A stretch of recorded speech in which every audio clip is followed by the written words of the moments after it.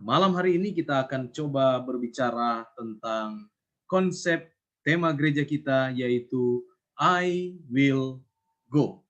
Beberapa waktu yang lalu dalam ibadah tutup dan buka tahun saya sudah menyampaikan firman Tuhan kepada jemaat dan memperkenalkan bagaimana konsep I will go ini dengan beberapa bagian penting yaitu menyangkut Roh Kudus, lalu ada misi yang harus dicapai, dan ada pertumbuhan kerohanian yang perlu terjadi di dalam kehidupan kita masing-masing, dan perlu ada leadership yang kuat untuk supaya I Will Go ini dapat berjalan dengan baik.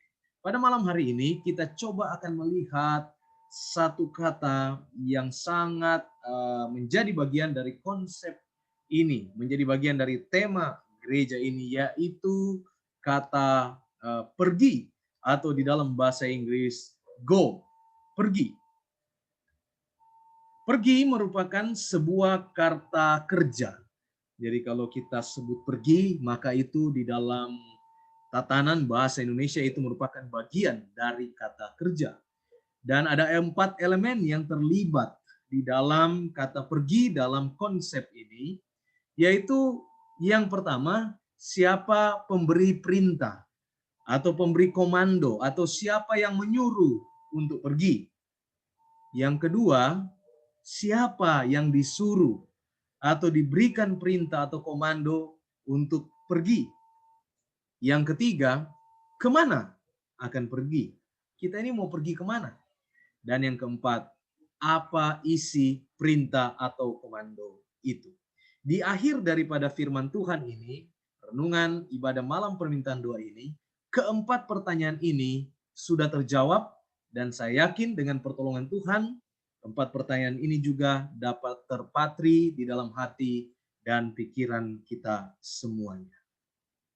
Konsep pergi dalam Alkitab.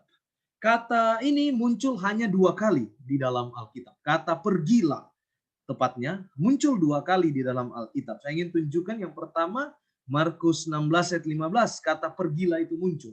Lalu ia berkata kepada mereka, ia di sini adalah Yesus, mereka di sini adalah murid-murid Yesus, pergilah ke seluruh dunia, beritakanlah Injil kepada segala makhluk. Ini kata pergilah yang pertama yang ditulis di dalam Markus 16 ayat 15. Yang kedua, di dalam Matius 28 ayat 19, ayat yang menjadi inti daripada penginjilan yang sering dikutip ketika menyampaikan firman ataupun materi tentang penginjilan.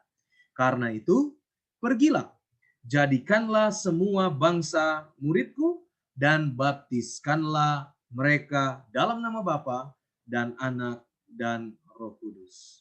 Hanya di 2 ayat ini, kata pergilah itu muncul di dalam Alkitab. Tapi bukan berarti itu tidak penting, itu menjadi penting karena dalam kata pergi itu ada beberapa alasan kenapa kata pergi itu menjadi penting. Yang pertama adalah karena itu diucapkan langsung oleh Yesus. Jadi Yesus yang mengucapkan kata itu langsung. Kemudian yang berikut adalah kenapa kata pergi ini menjadi penting walaupun hanya 2 kali muncul di dalam Alkitab. Karena diucapkan pada bagian akhir pelayanannya di atas dunia ini. Kita tahu bersama bahwa ayat-ayat yang sudah saya bacakan tadi itu adalah ayat-ayat yang berada di bagian akhir dari setiap kitab. Dan itu menandakan juga dan memang benar bahwa itu diucapkan Yesus di bagian-bagian akhir dari pelayanannya di atas dunia ini. Ini yang membuat kata ini menjadi penting karena nasihat-nasihat terakhir itu biasanya sangat penting. Yang ketiga adalah diucapkan sesaat sebelum Yesus naik ke surga. Jadi ini membuat ini penting karena sebelum dia tinggalkan dunia ini, dia naik ke sorga, kata-kata inilah yang dia ucap. Dan yang ketiga adalah ini adalah kata atau kalimat pesan pamungkas, pesan terakhir daripada Yesus. Jadi ada banyak kegiatan Yesus sebelum dia naik ke sorga, yang paling terakhir adalah ini, mengucapkan kata ini, kata-kata pesan terakhir daripada Yesus. Ini yang membuat alasan-alasan ini, yang membuat kata pergi itu atau konsep pergi itu menjadi penting untuk kita dapat cermati dan kita dapat pelajari. Nah, saudara-saudara yang dikasihi oleh Tuhan Yesus Kristus, jadi dari ayat tadi yang sudah kita baca dan kita ulas, maka kita dapat menemukan bahwa dalam konsep pergi dalam Alkitab ini, maka pemberi perintah itu jelas adalah Yesus. Tidak terbantahkan bahwa pemberi perintah untuk pergi, go, itu adalah dari Yesus sendiri. Yang berikut, kepada siapa itu diberikan? Perintah itu kepada siapa diberikan? Kalau kita baca ayat-ayat tadi, maka jelas sekali bahwa perintah itu diberikan kepada murid-murid Yesus. Nah, yang menjadi pertanyaan, siapa murid-murid Yesus ini? Nah, kita akan lihat dulu kutipan Roh Nubuat dalam Review and Herald yang ditulis atau diterbitkan pada 30 Juni tahun 1896. Ini dokumen yang sudah sangat tua, tetapi dokumen ini memiliki makna yang luar biasa untuk kita baca. Yesus menugaskan murid-muridnya. Katanya, pergilah ke seluruh dunia dan siarkanlah kabar baik dari Allah itu kepada seluruh umat manusia. Ini penekanan lagi dari Roh Nubuat terhadap konsep pergi di dalam 2 ayat Alkitab yang kita baca di awal tadi. Jadi, perintah ini tertuju kepada setiap orang yang mengaku percaya kepada Yesus Kristus. Jadi konsep murid-murid ini bukan hanya murid-murid Yesus yang pada waktu itu hadir secara fisik dengan Yesus. Tetapi ini juga merupakan satu perintah yang ditujukan. Kutipan Roh Nubuat memberikan kepada kita informasi bahwa perintah ini ditujukan kepada setiap orang yang mengaku percaya kepada Yesus Kristus. Siapa mereka itu? Tentunya itu adalah orang-orang Kristen. Itulah saudara dan saya. Apa artinya Kristen? Kristen artinya pengikut Kristus. Perintah ini tertuju kepada setiap orang yang mengaku percaya kepada Yesus Kristus. Konsep pergi kemudian di dalam Alkitab, kita dapat temukan bahwa jawaban atas pertanyaan kemana harus pergi. Kemana kita harus pergi? Kita harus pergi ke dunia. Konsep dunia ini dalam arti kata adalah orang-orang yang ada di dalam dunia. Siapa yang ada di dalam dunia, maka itulah yang kita tuju. Mari kita coba melihat definisi daripada gereja dari sisi akar kata bahasa Yunani. Kita sebut gereja bahasa Indonesia itu berasal dari kata eklesia. Kata eklesia terbagi menjadi 2 suku kata, ek dan kaleo. Ek itu kemudian menjadi exit kalau dalam bahasa Inggris yang artinya adalah keluar. Lalu kaleo itu sendiri artinya adalah dunia atau kalos.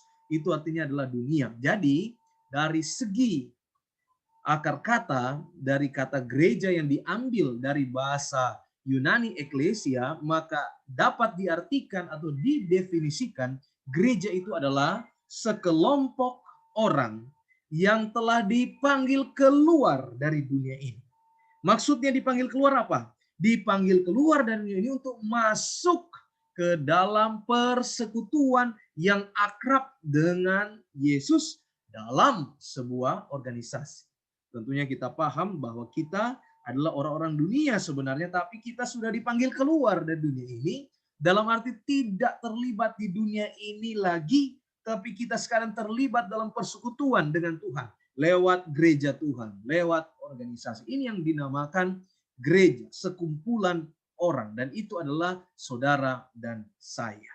Jadi ketika kita berbicara pergi kemana, maka jelas kita yang berada dalam gereja, kita pergi kepada orang-orang yang tidak berada di dalam gereja, ataupun dia berada dalam gereja tapi dia sekarang sudah keluar dari gereja, maka kepada mereka lah tujuan kita untuk pergi kabarkan Injil itu. Apa isi perintahnya? Beritakan Injil, itu isinya. Isi dari perintah untuk pergi itu adalah kabarkan Injil, beritakan Injil. Injil bukan hanya kitab Injil saja, tetapi Injil dalam konteks ini adalah mencakup seluruh firman Tuhan atau Alkitab. Yang tentunya kita tahu bersama fokus daripada Alkitab ini adalah menceritakan tentang Yesus. Jadi intinya yang kita beritakan adalah tentang Yesus. Tidak ada yang lain, bukan tentang saya, bukan tentang saudara, bukan tentang apa-apa, tapi tentang Yesus. Itu yang kita sampaikan. Pesan itu yang kita sampaikan. Bagaimana caranya? Tentu saudara bertanya, bagaimana caranya? Banyak orang tahu tugasnya tapi nggak tahu caranya.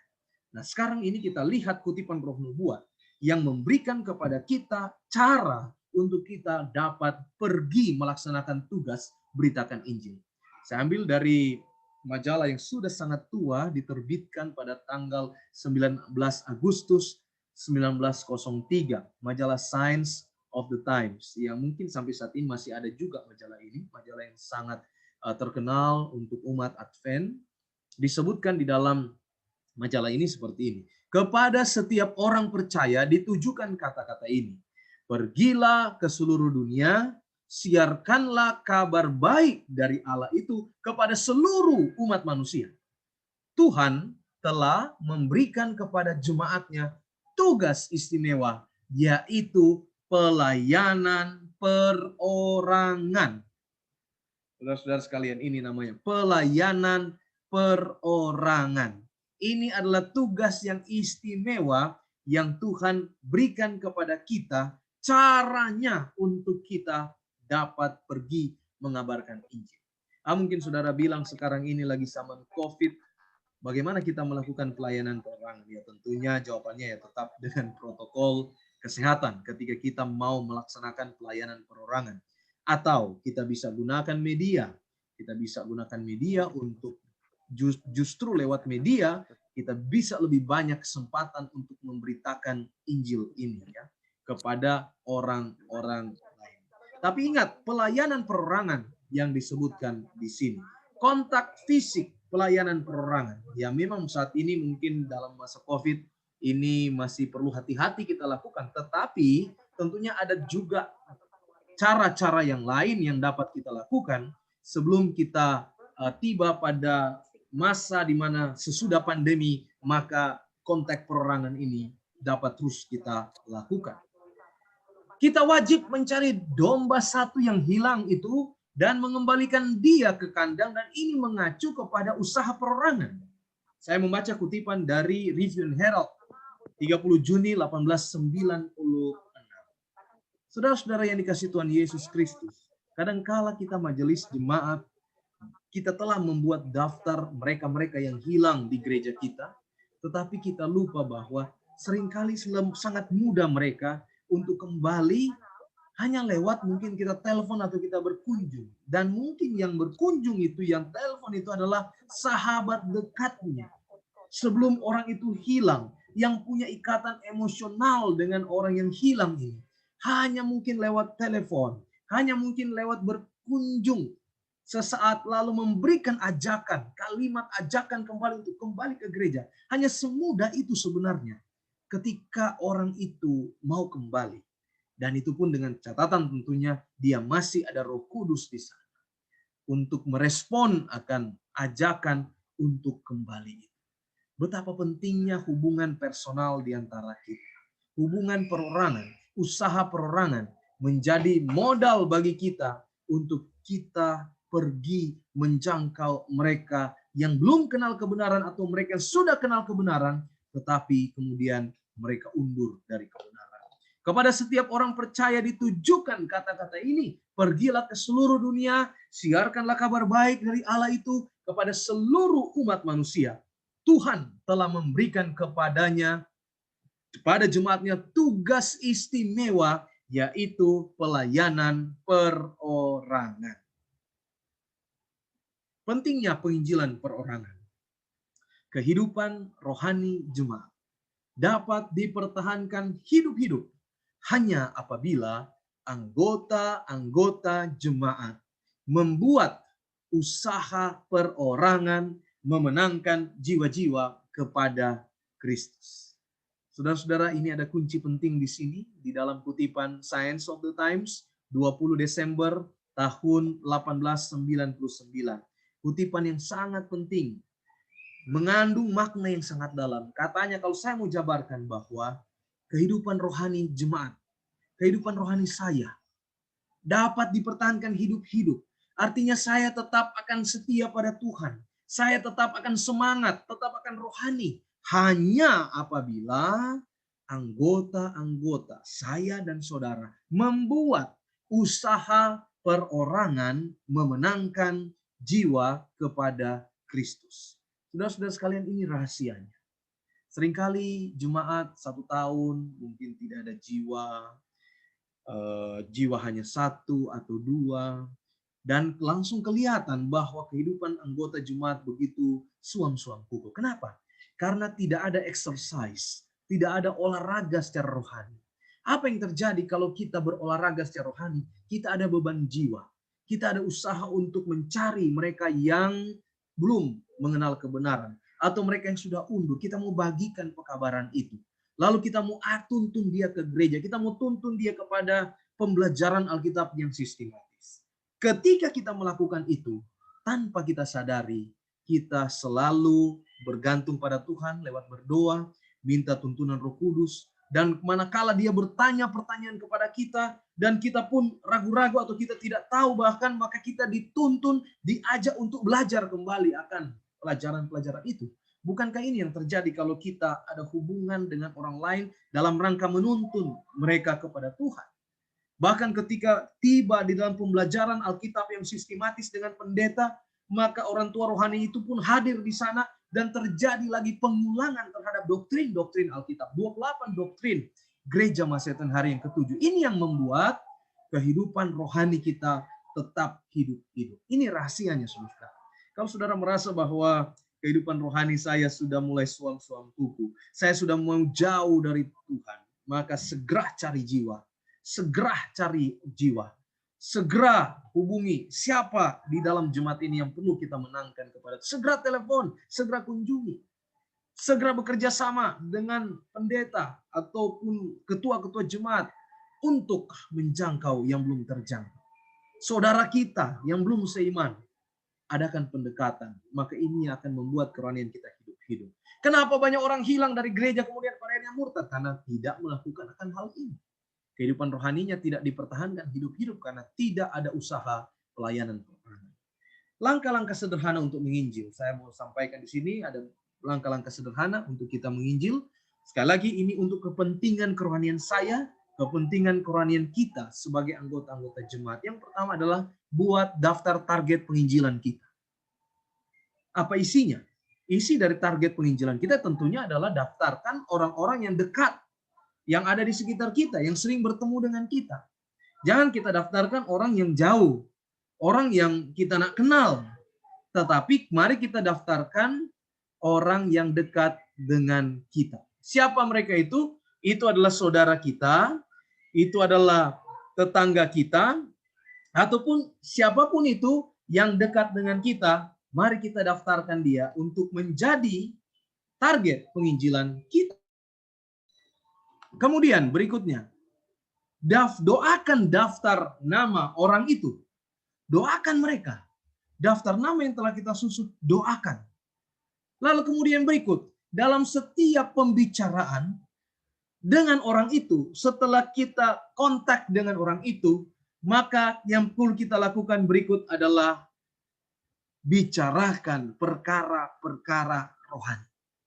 Ya, mungkin awalnya kita berbicara tentang hobi dari orang itu menjadi satu jembatan untuk membangun satu komunikasi, tetapi jangan terlalu lama berada di dalam jembatan komunikasi itu. Segera bicarakan hal-hal yang rohani. Arahkan pembicaraan kepada hal-hal yang rohani. Lalu kemudian yang berikut adalah munculkan pertanyaan rohani yang memancing rasa penasaran untuk belajar Alkitab. Munculkan pertanyaan rohani yang memancing rasa penasaran untuk belajar Alkitab.